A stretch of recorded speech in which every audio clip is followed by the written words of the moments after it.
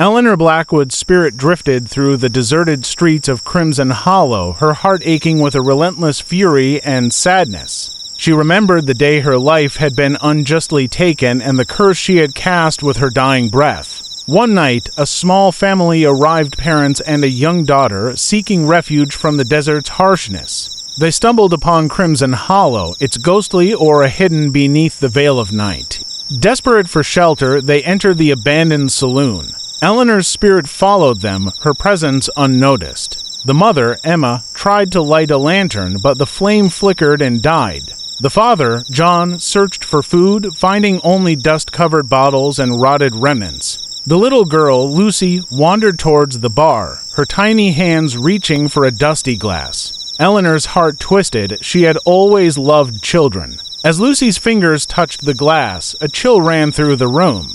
The temperature plummeted, and a whispering wind seemed to speak in forgotten tongues. Emma and John exchanged worried glances, the hairs on the back of their necks standing up.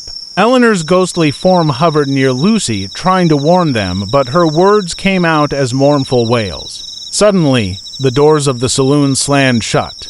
Panic erupted in the family's eyes. John rushed to the doors, pounding against them, but they wouldn't budge. Emma clutched Lucy tightly, backing away from the shadows that seemed to creep closer. Eleanor felt their fear and desperation, a mirror of her own emotions on that fateful night. Ghostly figures began to materialize, townsfolk from Crimson Hollow's past. Their faces were gaunt and twisted with anguish. They surrounded the family, their hollow eyes fixed on Eleanor, silently pleading for release. But Eleanor's curse was unbreakable, fueled by the betrayal she had suffered. John shouted at the apparitions, his voice echoing in the empty room. "What do you want from us?" he demanded, his voice cracking with terror. Eleanor floated closer, her form becoming more distinct. She reached out to Lucy, who stared at her with wide, innocent eyes. "I'm sorry," Eleanor whispered, her voice a mere breath in the still air. "I didn't want this."